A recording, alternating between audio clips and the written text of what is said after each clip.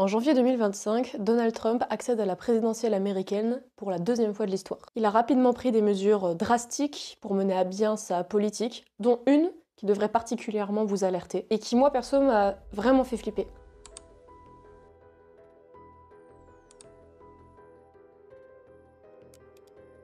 En fait là, je sais pas si vous vous rendez compte à quel point c'est grave. Un pays comme les États-Unis, historiquement porteur de valeurs démocratiques, est en train, petit à petit, de façon très perverse et insidieuse, de basculer dans un régime fasciste. Aussi, peut-on imaginer dans la filiation de cette hypothèse que si Trump menace la recherche scientifique américaine, en fait, qu'est-ce qui l'empêcherait de s'attaquer à d'autres institutions?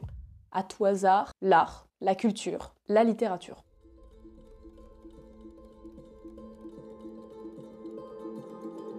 Aujourd'hui, on va parler de censure, les amis. J'en ai déjà parlé dans ma vidéo « Internet est-il devenu la police de la culture ?» que je vous invite à regarder, mais on va quand même faire quelques petits points de rappel. La censure, c'est la limitation de la liberté d'expression par un pouvoir, qu'il soit étatique, religieux ou privé, donc sur des livres, des médias, ou diverses œuvres d'art avant ou après leur diffusion auprès du public. La censure donc c'est interdire une partie de la culture pour contrôler la façon de penser des gens, grosso merdo. Et c'est quelque chose qui a touché de nombreux pays à différentes époques, et non, la France n'est pas épargnée. Vous avez peut-être en fait des exemples extrêmes de l'application de cette censure, et vous pouvez penser aux autodafés nazis de 1933, et vous auriez raison d'y penser. Mais on n'est pas obligé de brûler les livres pour empêcher les gens de les lire. Ça peut passer par des moyens beaucoup plus subtils. En France, par exemple, les Fleurs du mal de Baudelaire et Madame Bovary de Flaubert ont été condamnés fin 19e siècle pour atteinte aux bonnes mœurs. Et ce par la justice française. Et est-ce que vous saviez aussi qu'Alice au Pays des Merveilles avait été interdit en Chine dans les années 30 parce qu'il était indécent pour les Chinois de faire parler des animaux comme des humains? On sait aussi que Le meilleur des mondes d'Aldous Huxley a été interdit en Irlande en 1932 car on pensait que le livre s'attaquait du coup à la religion et à la famille. Il a même été interdit en Inde en 1967 parce que l'auteur était vu comme un pornographe. Là, ce sont des exemples éparses qui n'ont pas forcément eu la portée des grands bûchers de 1933, mais ça reste quand même de la censure, au nom d'une morale, d'une certaine idéologie. Et encore là, je ne vous ai cité que 2 ou 3 exemples. Et peut-être que vous, bon franchouillard qui regardez cette vidéo, vous pensez que tout ça, cette histoire de censure, c'est derrière nous, c'est de l'histoire ancienne, ou ça n'appartient aujourd'hui qu'à des régimes autoritaires ou dictatoriaux comme la Corée du Nord. Pourtant, même de nos jours, on n'hésite pas à interdire des livres au nom de la préservation d'une politique conservatrice. Faut savoir qu'aujourd'hui, aux États-Unis, plus de 4500 titres sont condamnés, interdits dans les écoles des plus gros états conservateurs américains, comme le Texas par exemple. Et parmi ces livres, on trouve 1984 de George Orwell ou encore La Servante écarlate de Margaret Atwood, qui, je le rappelle, sont 2 romans d'anticipation qui mettent en garde leurs lecteurs contre la montée des régimes autoritaires. De plus, la majorité des livres condamnés parmi ces quelques 4500 œuvres portent notamment sur les thématiques suivantes: l'orientation sexuelle, l'orientation de genre, la sexualité, le racisme, le féminisme, bref, vous voyez le truc. Parce que oui, pourquoi faire lire finalement aux jeunes des histoires, leur en apprenant davantage sur leur corps, les diverses formes d'amour ou encore les injustices sociales? Je vous le demande. Et je vois déjà les gus gueuler en commentaire, c'est pourquoi j'ai déjà préparé une réponse. Lorsqu'un pouvoir institutionnel fort exerce un contrôle coercitif sur sa population en pleine capacité de penser, en choisissant ce qu'il va décider de lui montrer en art et en littérature au nom d'une pseudo-morale, ça pose problème, voilà. Surtout dans des pays, je le rappelle, qui se disent démocratiques. Et c'est pas une question de culture ou de tradition que d'interdire l'accès au savoir, à l'art et à la littérature.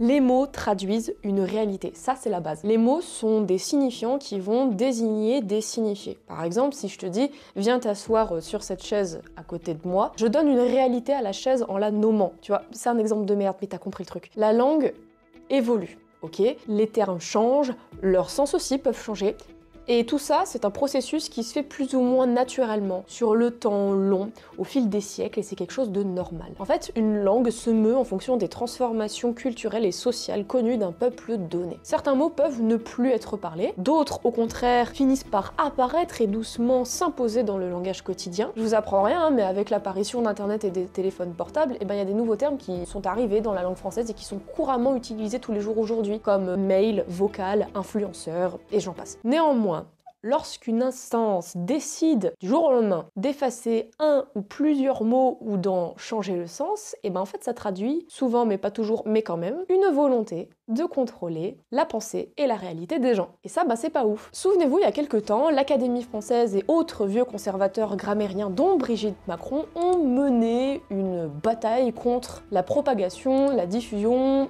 et l'utilisation du pronom IL, qui est de plus en plus employé aujourd'hui, même rentré dans le langage quotidien. C'est un pronom neutre qui est notamment utilisé par les personnes trans et non binaires qui ne se reconnaissent pas dans la binarité du pronom il ou elle. Il existe aujourd'hui d'autres pronoms neutres, utilisés notamment par cette communauté. Là, je vous pose la question, en fait, pourquoi vouloir interdire ou empêcher l'utilisation de ce pronom? Alors, je te vois, toi, au fond de la classe, de me dire parce que yel, c'est moche, c'est pas un argument, va falloir trouver autre chose, je suis désolée. À celles et ceux qui pourraient dire c'est impossible de conjuguer et d'accorder un pronom neutre, je suis d'accord que pour des personnes qui n'ont pas l'habitude d'employer yel au quotidien, ça demande de faire certaines acrobaties linguistiques, mais c'est pas impossible en fait. On peut très bien dire yel est très joli à l'oral, et à l'écrit, on peut même marquer le E entre parenthèses ou un point comme ceci. Et en fait, il n'y a rien de compliqué ou de saugrenu là-dedans. Genre vraiment, si ça te demande un effort, mais un gros effort, j'imagine pas ce que doit être ta vie au quotidien et les problèmes que tu dois avoir. En réalité, quand on refuse de reconnaître l'existence d'un mot, on refuse intrinsèquement de reconnaître la réalité qu'il désigne. Dans le cadre du pronom yel, qui est rentré dans le dictionnaire malgré les couinements des grammairiens, c'est de manière plus étendue refuser de reconnaître l'existence des personnes trans et non-binaires. Quand on n'a plus de termes établis pour désigner quelque chose, dans notre conscience individuelle et collective, cette chose n'a pas de réalité. Et maintenant qu'on sait ça, on va jeter un petit coup d'œil aux mots que Trump veut interdire dans le cadre de la recherche américaine. Je vous laisse méditer là-dessus. Vous savez ce que c'est la novlangue? La novlangue, c'est un concept littéraire qui est tiré du roman 1984 de George Orwell, qu'on a déjà cité dans cette vidéo et qu'on recitera plus tard. Et en fait, la novlangue, c'est le fait de modifier, simplifier au maximum le langage lexical pour, à terme, empêcher la population de s'exprimer sur des sujets considérés comme sensibles. À tout hasard, je dis ça comme ça, une politique ou un régime autoritaire. Voilà. Et la novlangue, c'est pas qu'une idée fictionnelle qui est tirée d'un roman de 1948. Les nazis ont par exemple contorsionné la langue allemande pour atténuer l'ampleur de l'extermination des juifs. Le Reich parlait bien de solution finale en 1942 pour désigner un système de déportation massive dans des camps de concentration où des millions de personnes y ont perdu la vie. Alors quand Trump qualifie Zelensky de dictateur en toute tranquillité, ça pour moi c'est de la novlangue. Il décide de tordre la réalité pour la faire apparaître comme plus ou moins grave à vos yeux. Amplifier, grossir, atténuer, c'est un outil de pouvoir extrêmement puissant et dangereux qu'est le contrôle de la langue et de la parole de nos jours. Si on vous prive de mots, si on vous prive de paroles, on vous prive d'écoute, on vous prive de vos idées surtout, on vous enferme dans un monde étroit qu'on a façonné pour vous, que vous le vouliez ou non. Aujourd'hui, on a encore la possibilité et la chance de s'exprimer, de partager nos idées à travers des discours, notamment sur les réseaux sociaux, mais aussi et surtout dans les livres et l'art en général. Mais si la censure et la novlangue s'imposent petit à petit dans nos librairies, puis dans nos écoles et sur nos réseaux, à votre avis, on se dirige vers quoi là ?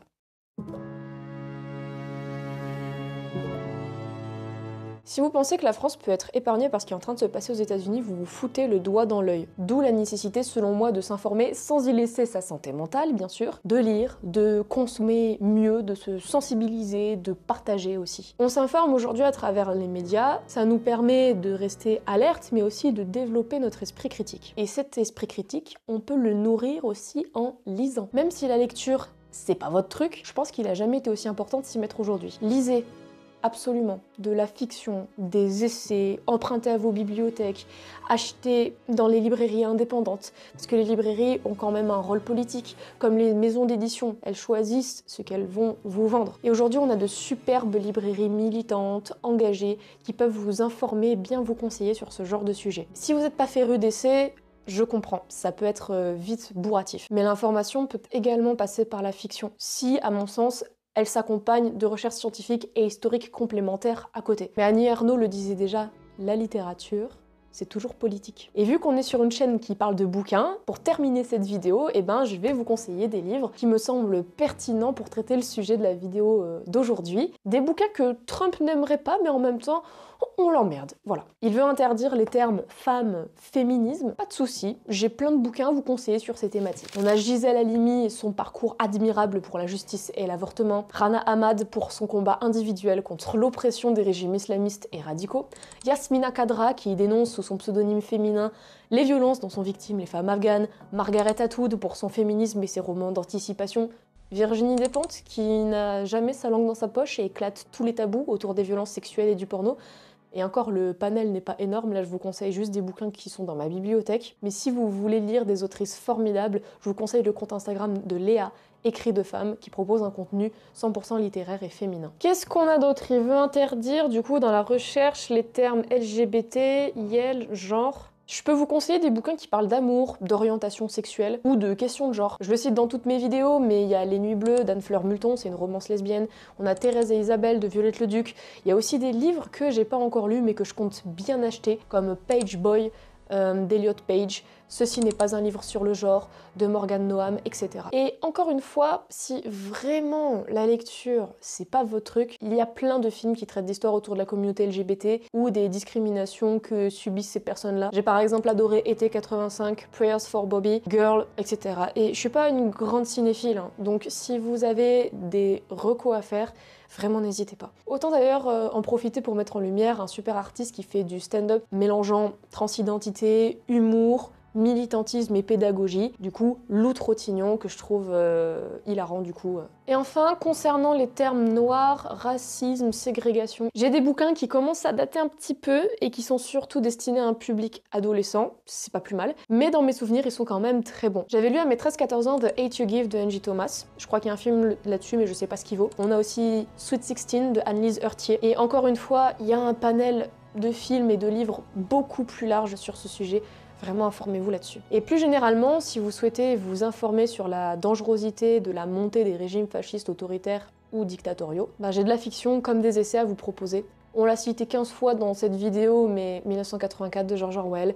On a aussi La Servante écarlate de Margaret Atwood. Et si vous avez la flemme de lire la duologie, penchez-vous sur la série qui est vraiment top. Et en essai, ce que je vous recommanderais surtout, c'est le livre de Salomé Saké, Résister, qui est sorti il y a peu. Et je pense qu'il est vraiment nécessaire à lire en ces temps un petit peu hasardeux. Et puis, je crois qu'il est assez court et vraiment pas cher, donc vous n'avez plus d'excuses. En d'autres termes, vous l'avez compris, il est très important aujourd'hui de préserver notre accès au savoir, à la culture et à la littérature. Continuez de lire, de soutenir les petites librairies. Vous avez accès à des bibliothèques géniales, gorgées d'histoires éclairantes et de travaux salvateurs. Ne vous en privez surtout pas. Continuez à alimenter votre culture et votre esprit critique. Lire et apprendre, c'est une forme d'engagement et de militantisme. Ne vous laissez pas mener par le bout du nez, par pitié. Ne vous laissez pas abrutir par des discours politiques qui vous vendent du rêve, tout en vous promettant de restreindre vos libertés. Enfin, n'hésitez pas à partager en commentaire des livres, films, œuvres d'art. La lecture et la création artistique plus globalement, c'est quelque chose d'hyper puissant en fait, n'oubliez pas. Merci beaucoup d'avoir regardé cette vidéo, n'hésitez pas à la partager si elle vous a plu, vous pouvez même laisser un petit like. Elle n'avait pas vocation à faire 1 heure sur le sujet, j'avais juste besoin de vous parler de ça parce que c'est quelque chose quand même qui m'a vraiment alertée dernièrement. Donc restez informés, allez lire des articles sur ce qui est en train de se passer. Bref, restez vigilants, prenez soin de vous surtout et on se dit à très vite. Bye.